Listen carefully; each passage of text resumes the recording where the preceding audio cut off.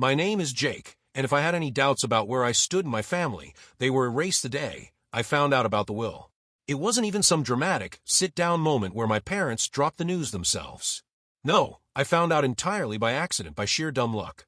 It happened a few months ago when I was at their house, the same house I had been helping them pay for over the past 5 years. The mortgage, the occasional grocery runs, even fixing up things around the place, I was the one keeping it all together while my brother, Eric, did absolutely nothing. And when I say nothing, I mean nothing. No job, no responsibilities, just lounging around waiting for life to hand him everything on a silver platter, which apparently my parents were all too happy to provide. That day, I was helping my dad with some paperwork because, as usual, neither of them could be bothered to figure out how to do things themselves. He had asked me to skin some documents for him, a bunch of legal and financial stuff, and I didn't think twice about it until I saw it. A folder labeled estate plan, and last will and testament sitting right there in the stack. Now, I don't normally snoop, but curiosity got the best of me. After all, I had been the one making sure they kept a roof over their heads. It wasn't exactly out of line to wonder how things were set up for the future. So I opened it, and that's when I saw the words that made my stomach drop. Everything, and I mean everything, was going to Eric. The house, their savings, their assets. Not a single mention of me, except for some generic line about loving both of their sons equally. Yeah, sure. Equally. That's why they made sure their golden child would inherit everything, while the son, actually keeping them afloat, didn't even get a footnote. I felt like a fool. Here I was, bending over backward for them, making sure their bills got paid on time, making sure they never had to worry about food, while they sat back and planned for a future where I got absolutely nothing. And Eric, he wasn't just lazy, he was entitled. He never lifted a finger to help them, never contributed a dime, but he had somehow convinced them that he deserved it all. Maybe because he was the younger son. Maybe because they just always babied him. Maybe because he knew exactly how to manipulate them. Whatever the reason, they had made their choice. I sat there staring at the paper, my hands shaking from a mix of rage and betrayal. How long had they planned this? Had they always intended for me to just be their free financial safety net with nothing in return? Did they ever even appreciate what I did for them? I had no idea how long I had been sitting there, but eventually, my dad noticed I wasn't scanning anything. "Hey Jake, what's taking so long?" he asked, walking back into the room.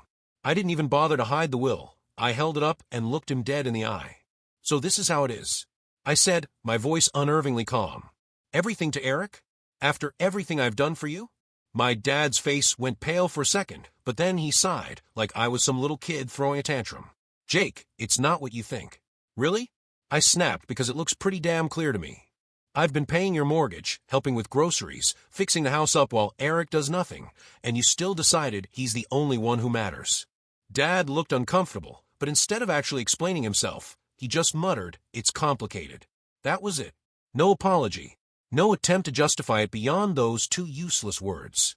Just a weak excuse and an expectant look, like he was waiting for me to drop it and go back to being their personal ATM. I should have walked out right then and there, but I wanted to hear it from both of them. So I called out for my mom. When she came in and saw the will in my hands, her reaction wasn't much better. She at least had the decency to look guilty, but the words that came out of her mouth made my blood boil. "Jake, honey, you don't need the inheritance," she said gently, like she was doing me a favor. "You have a good job. You're independent. Eric, well, he struggles. We just want to make sure he's taken care of." That was the moment something inside me snapped. They weren't even denying it. They knew exactly what they were doing, and in their minds, it was completely justified. They had spent years enabling Eric's laziness, and now they were planning to reward it by handing him everything while I got tossed aside like an afterthought.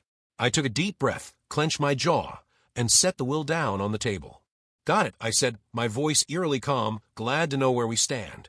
Then I turned and walked out of the house, ignoring their protest as I slammed the door behind me. They had made their decision. Now it was time for me to make mine. I didn't go back to their house after that. I didn't call. I didn't check in. For the first time in years, I let them handle their own damn problems. If they needed something fixed, they could figure it out. If they needed groceries, they could find their own way to the store. And most importantly, if that mortgage bill showed up, well, I wasn't the one paying it anymore. The silence lasted about 2 weeks. At first, I think they assumed I was just pouting, and would come crawling back like always. Maybe they expected me to cool off and apologize for daring to question their decision. But when the days kept passing with no word from me, and more importantly, no financial help, you could practically feel the shift in their attitude. Then one afternoon, my phone buzzed. Dad texted, "The property taxes are due." That was it. No, he didn't text, "Hey, how have you been?" No, "Sorry for what happened." No, "We really appreciate everything you've done." Just a cold, transactional message, as if I were still the walking bank they could tap into whenever they pleased. I stared at the screen for a moment, almost amused at how predictable they were. They really thought they could just demand money, like nothing had happened? That I'd keep playing my part as their financial safety net, even after they made it clear I was disposable? I calmly typed back, "I'm sure Eric will handle it, since the house is his and all." It took exactly 5 minutes before my mom called. I let it ring. Then another text came through. Mom texted, "Jake, please don't be like this. We need to talk." Oh, now they wanted to talk? Now that their bills were piling up and reality was finally slapping them in the face? I waited an hour before replying. "There's nothing to talk about. You made your choice. Now you can live with it." I figured that would be the end of it for the day.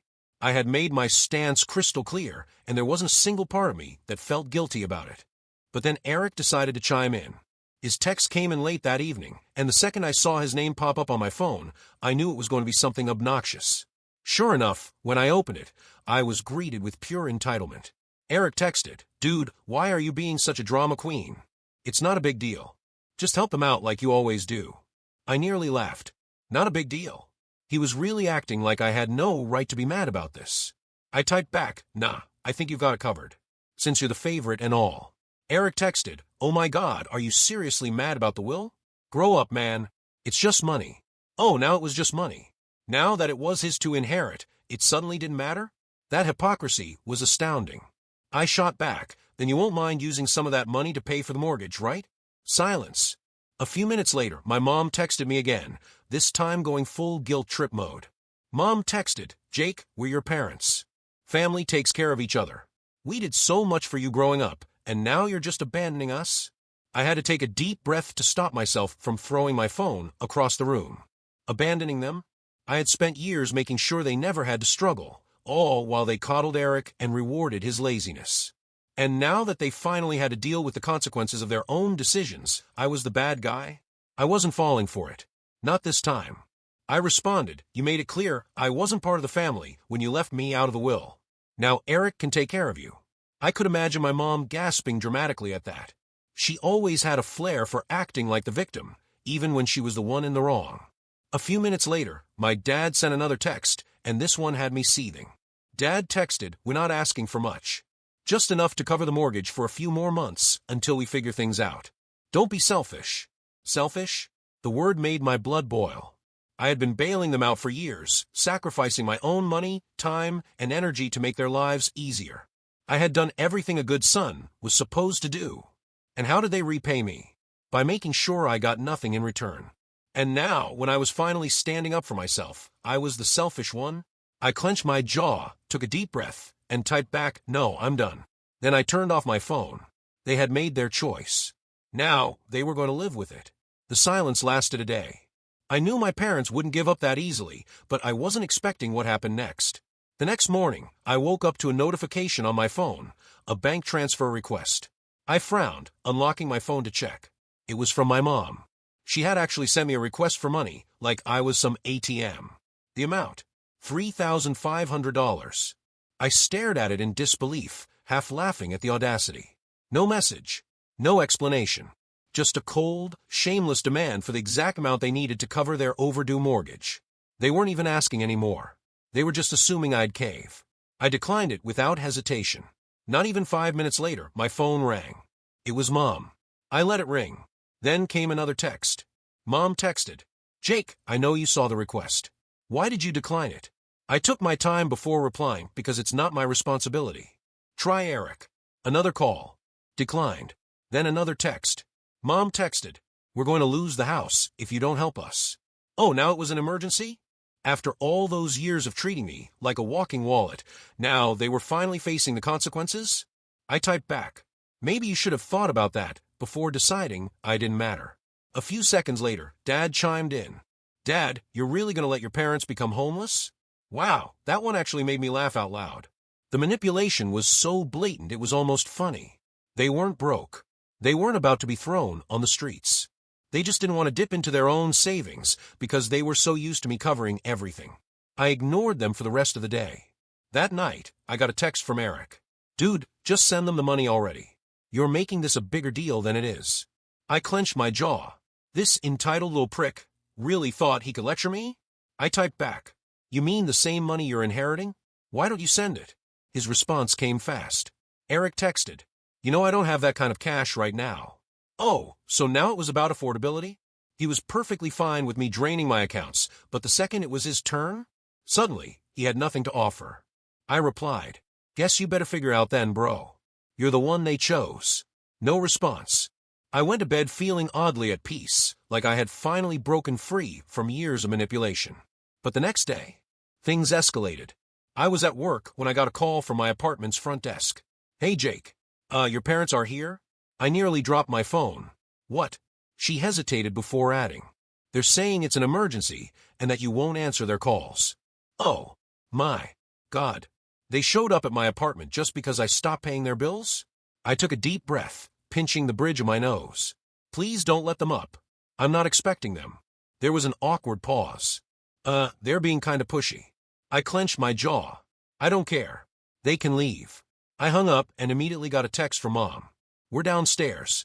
Open the door. No question. No explanation. Just another demand. I didn't reply. Another text from Mom. Jake, we're not leaving until you talk to us. I exhaled sharply, standing up from my desk. They weren't going to back down. Fine. I was about to teach them a lesson they wouldn't forget. I grabbed my keys and stormed downstairs, my blood boiling. I wasn't scared. I was furious. The sheer audacity of these people to show up at my home, uninvited, demanding money like I was their personal ATM. Not even a phone call first. Not even a half-hearted apology. Just a full-on ambush. They really thought they could just corner me into submission like I was some naive kid. I yanked the door open. In there they were Mom, Dad, and of course Eric, all standing in a tight little formation like they were about to stage a family intervention. Mom had her arms crossed. Her classic disappointed mother looked locked and loaded. Dad was standing stiff, hands in his pockets, his expression a mix of frustration and entitlement, like he couldn't believe I was actually making him do this in person. And Eric. The little leech had the nerve to look bored, like this whole situation was just mildly inconvenient for him, like he wasn't the reason any of this was happening. The moment Mom saw me, she went full theatrics. Jake. Finally. We need to talk. I leaned against the doorframe, arms crossed. No. You need to leave. She blinked as if she physically couldn't comprehend what I just said. Excuse me. You heard me. My voice was calm, controlled, but firm. You don't get to just show up at my apartment demanding money. That's insane. Dad let out a sharp scoff. Are you really going to let us lose the house over a petty grudge?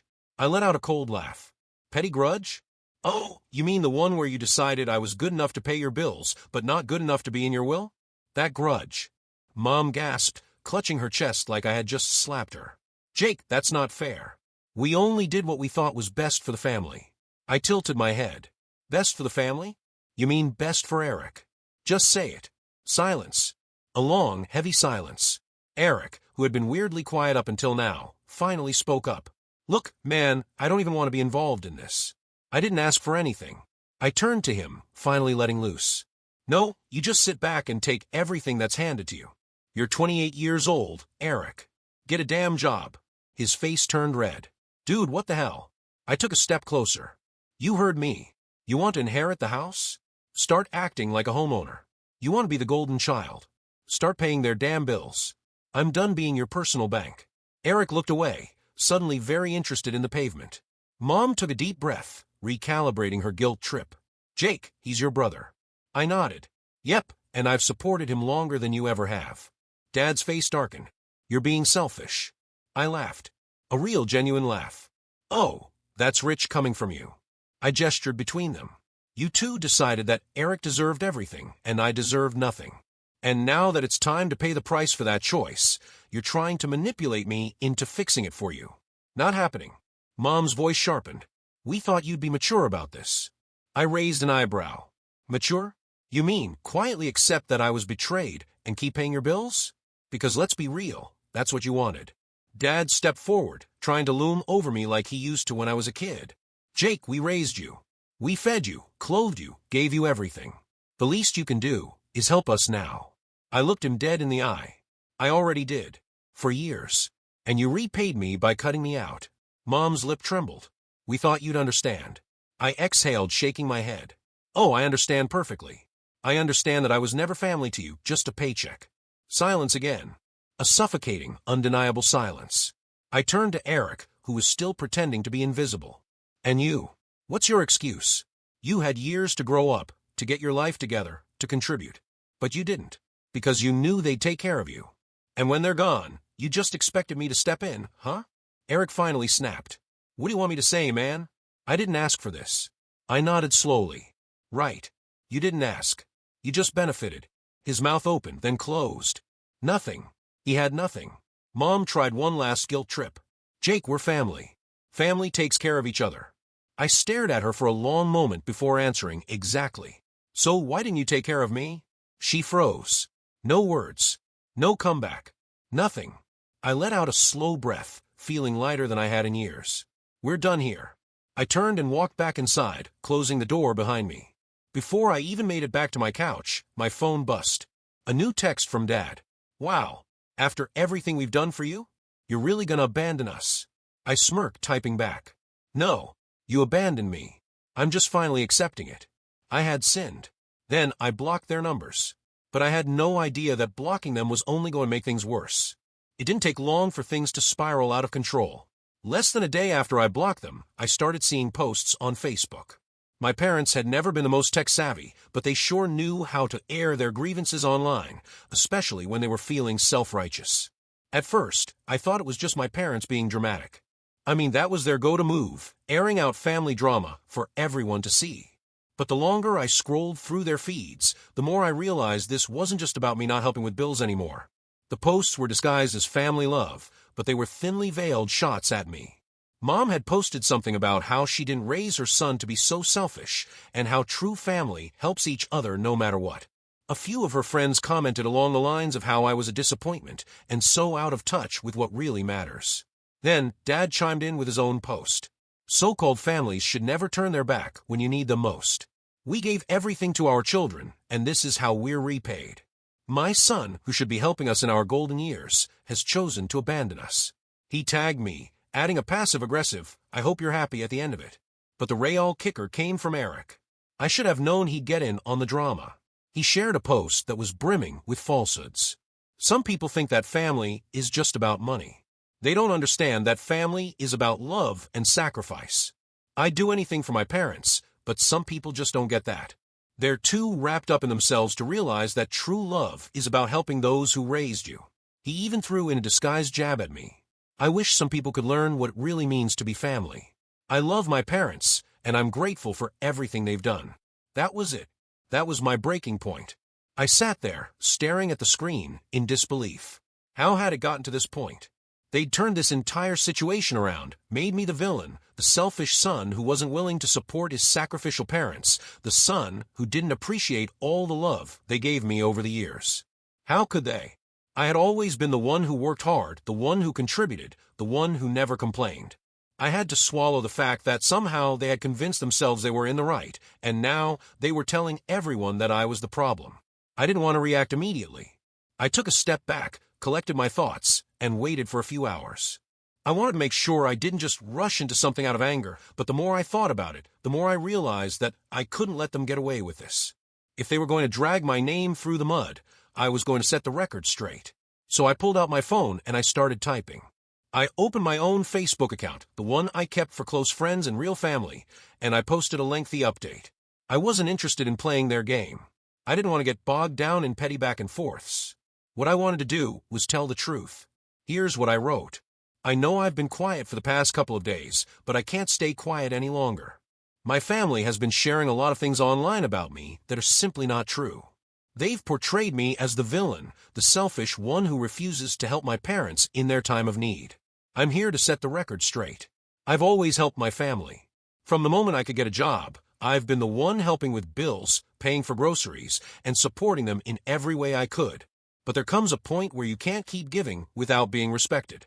Over the years, I've watched my parents favor Eric, giving him everything, the house, the money, the attention. Meanwhile, I was expected to just keep giving, without ever being considered as equal. I'm sure some of you might be reading this and thinking, well, that's just how family works. But here's the truth. Family should be a two-way street. When I found out that my parents left everything to Eric in their will, I realized how one-sided this entire relationship had been. They didn't even consider me. Not even for a moment. They've made it clear that I'm just the one they can count on when things get rough, but never the one they actually want around, unless it's convenient for them. For years, I've been the one funding their lifestyle. I've paid for vacations, chipped in for bills, and even helped out with things like the house taxes. And for what? To be treated like a backup plan? I'm done. I'm not just some wallet. They can pull money from whenever they need it. I'm a human being, and I deserve respect. I've earned the right to be treated like I matter, not just when they need something from me. As for Eric, it's time for him to grow up. He's 28 years old, and he's never worked a day in his life. He's never taken responsibility for anything. My parents have enabled him for so long that it's no surprise he's the one they favor. But here's the thing. He's had plenty of time to get his life together. And now, it's time for him to stand on his own 2 feet. To everyone who has been following this drama and supporting my parents, you need to understand that there's always 2 sides to every story. Yes, family is important, but it's also about mutual respect. I've given enough for a lifetime, and I'm not apologizing for taking a step back. This is not me turning my back on family. This is me finally choosing myself. And to my parents, I wish you the best. But I am done being your doormat. I hit post, and instantly, I felt a sense of relief. For the first time in my life, I was telling the world the truth about my family, about how they had taken advantage of me for years, how they had always expected me to be the one to save them, without ever once thinking about what I needed. I wasn't going to let their narrative control my life anymore. The reactions were instant. Some people, who I hadn't talked to in years, came forward to express their support. A few of my cousins, friends of my parents, even some distant relatives like the Post, sending me private messages telling me they were sorry for what I had been through. It felt so freeing to finally have the truth out there, not buried under guilt trips and manipulative behavior. But then came the backlash. My parents and Eric went ballistic. Eric messaged me, "You're a traitor. You really had to air all our business out like this? You have no respect for family." Dad called me, practically yelling into the phone, "You've ruined everything, Jake. You'll regret this. You'll regret cutting us off. You'll regret turning your back on your own family." But I didn't regret it. Not for a second. I blocked them all. I was done. And for the first time in my life, I was free. Free from the toxic grip that had on me for so long. As the days passed, I could feel the weight lifting off my shoulders. I was done with being treated as less than. I was done with being the one who was always expected to fix everyone else's problems. And now, I finally had the freedom to live my own life on my terms. So no, I don't feel bad for cutting them off. I deserve better. I still do. And from now on, I'm choosing to surround myself with people who appreciate me for who I am, not for what I can give them. It's time for me to move forward for good. And I will. Let me know your thoughts in the comments below.